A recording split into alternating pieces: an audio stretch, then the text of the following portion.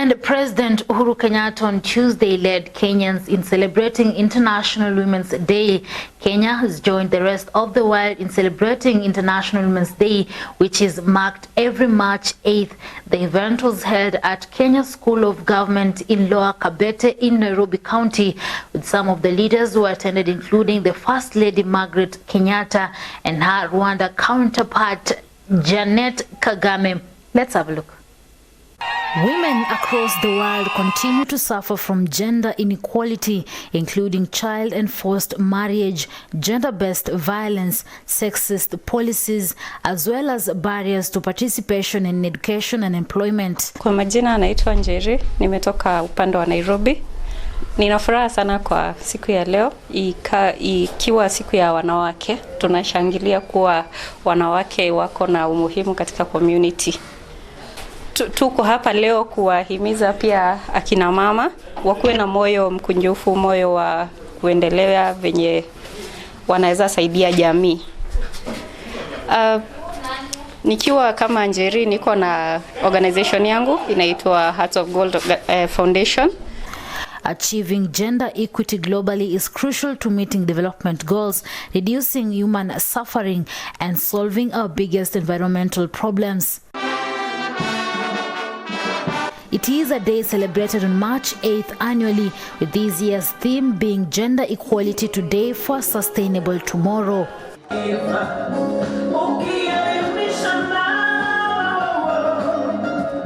International Women's Day is a day set to acknowledge the political, economical, social and cultural achievements across the world and to call for action on women's equality.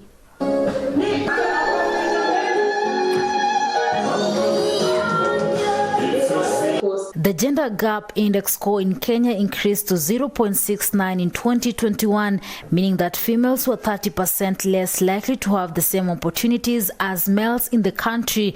Stronger gender disparities were measured in the categories economic participation and opportunity, and also political empowerment.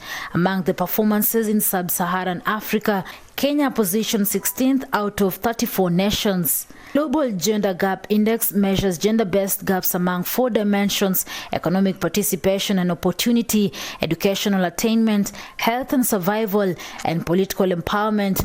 The highest possible overall scores is 1, meaning total equality between men and women.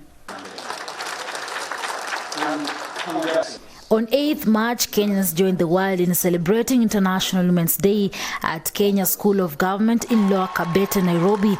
The event, which was led by President Uhuru Kenyatta, together with the First Lady Margaret Kenyatta and her Rwanda counterpart Janet Kagame.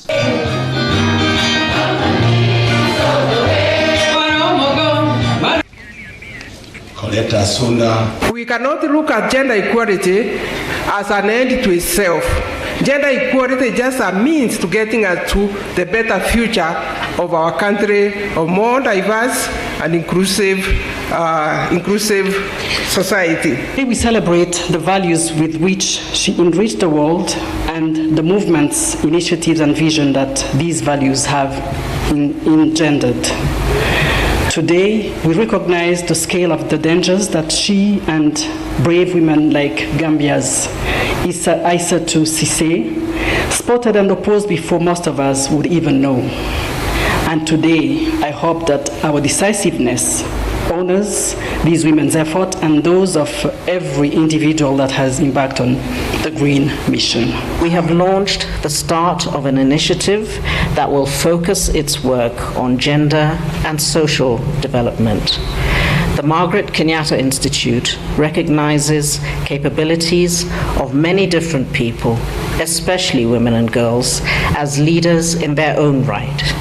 It recognizes communities as important contributors of social and economic transformation. Several leaders have also taken to social media to celebrate women as the world marked International Women's Day. Kilifi County and Kenya at large. Nataka kuwatakia siku njema, siku ya mafanikio, tunapoenda kusherehekea hii siku maalum ya kina mama katika ulimwengu mzima. Ujumbe ni kwamba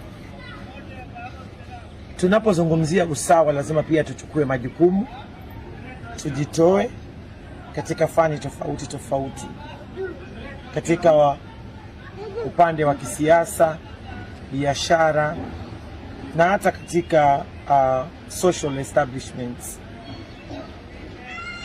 Tumepiga hatua na tunaamini ya kwamba tukiendelea kujitoa katika nyadhifa mbalimbali, then tutavunja upendeleo kwa sababu hatutakaa tukangoja kupewa.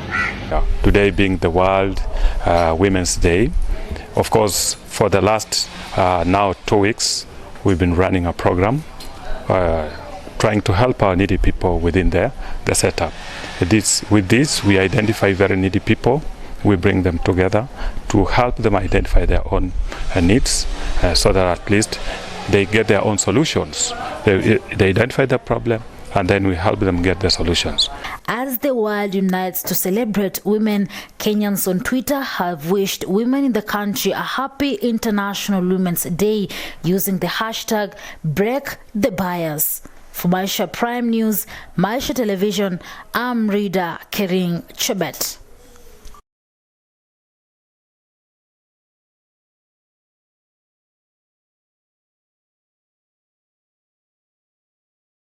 As April